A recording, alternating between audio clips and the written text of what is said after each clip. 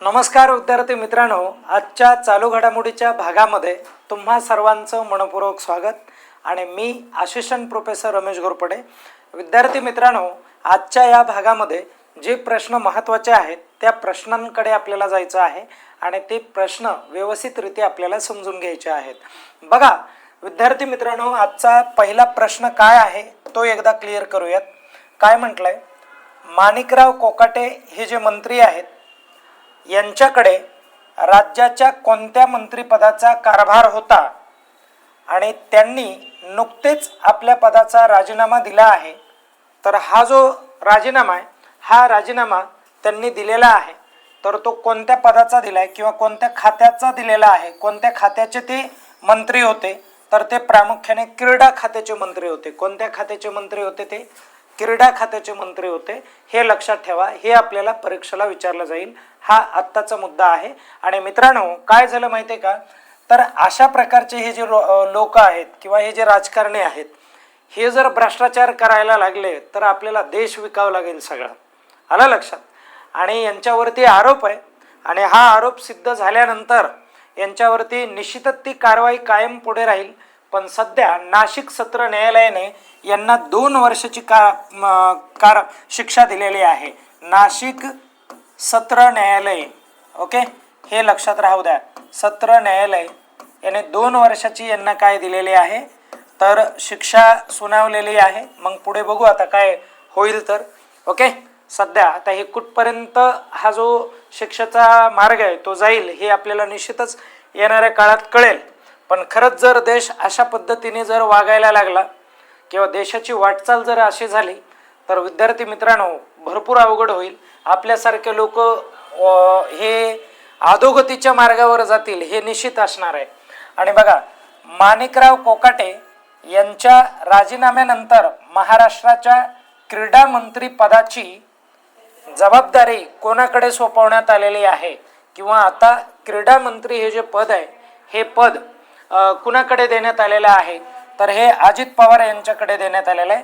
अजित पवाराकडेच यांनी काय दिला होता, याने राजीनामा दिला होता आणि अजित पवाराकडे राजीनामा दिल्यानंतर ते कायम पुढच्या गोष्टी ते बघतील, आता त्या पदावरती ते राहतील असं या ठिकाणी ठरलंय। आणि आता पुढे चला, आता काय काय गोष्टी लक्षात राहू द्या की माणिक कोकाटेने राजीनामा कुणाकडे दिला, तो अजित पवाराकडे दिलेला आहे।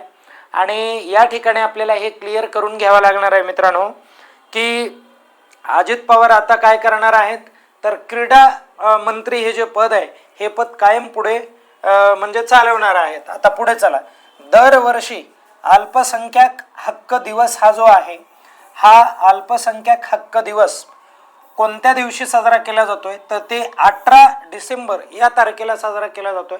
मित्रांनो लक्षात राहू द्या, अल्पसंख्याक म्हणजे ज्यांना आपण मायनॉरिटी कम्युनिटी असं म्हणतो, आणि हे जे अल्पसंख्याक आहेत यांना आर्थिक, सामाजिक, राजकीय आणि सांस्कृतिक संरक्षण मिळावं, त्यांचा विकास व्हावा म्हणून हा जो दिवस आहे हा दिवस या ठिकाणी साजरा केला जातो।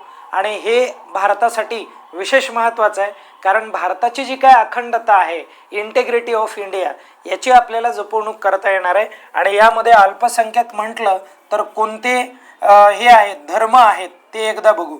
अल्पसंख्याक या शब्दाचा अर्थ होतो की धर्माच्या दृष्टीने ज्या कम्युनिटीची संख्या कमी आहे अशा कम्युनिटीला किंवा अशा धर्माला आपण अल्पसंख्याक या गटात टाकतो।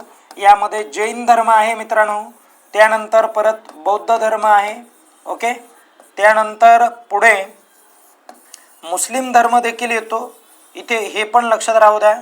त्यानंतर इथे आपण शीख धर्माचा विचार करू शकतो अल्पसंख्याकामध्येच, आणि त्यानंतर इथे आपण ख्रिश्चन धर्माचा देखील विचार करू शकतो, हे पण लक्षात राहू द्या। आणि इकडे जो काय ईसाई वगैरे हे काय जे अल्पसंख्याक थोड्याफार प्रमाणामध्ये असलेले जे काय धर्म आहेत त्यांचा एक विचार करा, ओके, हे जनरली अल्पसंख्याकांमध्ये येतात। आणि आता पुढचा मुद्दा बघा, भारतातील पहिले ISO प्रमाणपत्र मिळवणारे शिक्षण मंडळ किंवा शैक्षणिक मंडळ कोणतं आहे ते सांगायचं आहे आणि त्याचं करेक्ट उत्तर काय आहे, बिहार स्कूल एक्झामिनेशन बोर्ड आहे। ओके, इन शॉर्ट ज्याला आपण BSEB असं आपण म्हणू शकतो. आणि या बोर्डला भारतामध्ये प्रथमच काय मिळालं आहे, तर पहिलं प्रमाणपत्र मिळालं आहे ISO या संघटनेच्या माध्यमातून. संघटना म्हणजे संस्थेच्या माध्यमातून, संघटना नाही म्हणता येणार. ओके, पुढे जाऊयात आपण. बघा, महाराष्ट्र सरकारने सुरू केलेल्या प्रकल्प महादेव हा जो प्रकल्प आहे, हा प्रकल्प कोणत्या खेळाशी संबंधित आहे, तर त्याचं उत्तर आहे, करेक्ट उत्तर काय आहे, फुटबॉल आहे. तुम्हाला सर्वांना माहिती आहे की जो फुटबॉलपटू जो मेसी आहे हा नुकताच म्हणजे तिकडे बेंगॉलला आला होता, बंगालला आला होता.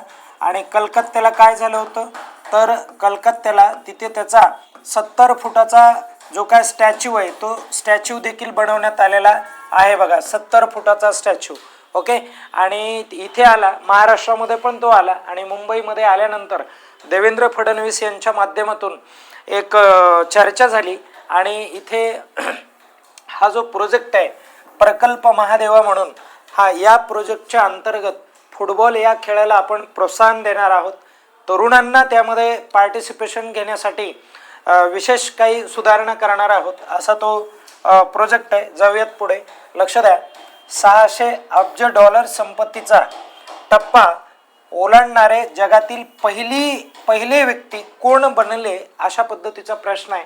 आणि लक्षात ठेवा, 600 अब्ज डॉलर म्हणजे जवळपास भारताचा विचार केला तर 54 लाख अब्ज, 54 लाख अब्ज म्हणाले बरं का. पुढे हा नंबर व्यवस्थित लक्षात राहू द्या. अब्ज एवढी जी काय रक्कम आहे किंवा एवढी संपत्ती जी आहे, ही संपत्ती प्रामुख्याने कोणत्या व्यक्तीने मिळून पुढे तो म्हणजे जगातला सर्वात श्रीमंत व्यक्ती झालाय, तर तो एलोन मस्क हा आहे मित्रांनो. हे पण लक्षात राहू द्या.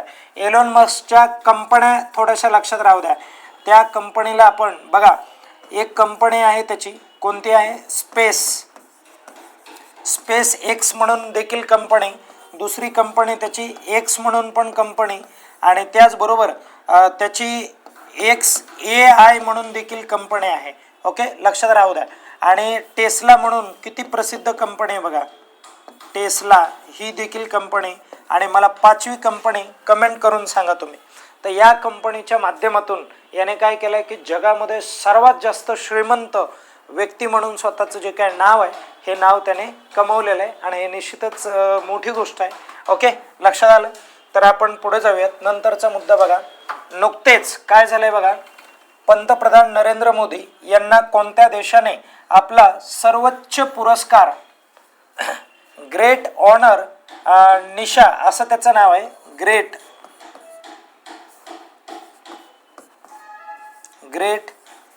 ऑनर निशा ऑफ द इथिओपिया असा तो पुरस्कार आहे. इथिओपिया असा पुरस्कार आहे. आणि या पुरस्काराने त्याला काय केलंय, सन्मानित करण्यात आलेलं आहे. हे लक्षात राहू द्या बघा. ओके, क्लिअर आहे सर्वांना. हा पुरस्कार आहे बघा, कायम लक्षात राहू द्या. मग ते कुणाला सन्मानित करण्यात आलंय, तर पंतप्रधान नरेंद्र मोदी यांना सन्मानित करण्यात आलेलं आहे. आपले जे काय पंतप्रधान आहेत ते नुकतेच त्या दौऱ्यावरती गेले होते. ही मंगळवारचीच गोष्ट आहे मित्रांनो, म्हणून लक्षात राहू द्या. हा पण एक चांगला मुद्दा आहे परीक्षेच्या दृष्टीने. ओके, आता पुढे जाऊयात आपण. बघा, हरियाणाचे मुख्यमंत्री नायब सैनी यांनी कोणत्या शहराला राज्याचा 23वा जिल्हा म्हणून घोषित केले आहे किंवा घोषणा केली, 23वा जिल्हा असेल. तर हा जो जिल्हा आहे मित्रांनो, तर हा हान्सी हा जिल्हा आहे. कोणता जिल्हा आहे, हान्सी. आणि राज्य कोणतं आहे बघा, हरियाणा आहे. तर हरियाणामध्ये एक नवीन जिल्हा आहे आणि तो जिल्हा 23व्या क्रमांकाचा आहे आणि त्याचं काय नाव आहे, हान्सी नाव आहे. म्हणून हे आपल्या परीक्षेच्या दृष्टीने महत्त्वाचं आहे. ओके, लक्षात राहू द्या. आता जाऊयात आपण पुढे.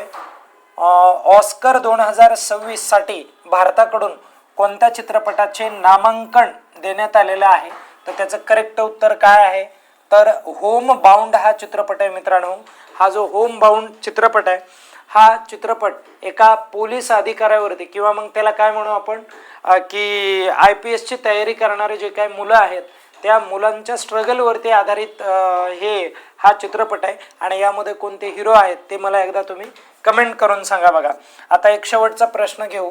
भारताचे नवीन माहिती आयुक्त, बघा भारताचे नवीन माहिती आयुक्त म्हणून नुकतीच कोणाची नियुक्ती करण्यात आलेली आहे, तर त्याचं करेक्ट उत्तर काय आहे, तर बघा राजन कुमार गोयल यांची नियुक्ती करण्यात आली आणि हे 14वे माहिती आयुक्त असतील.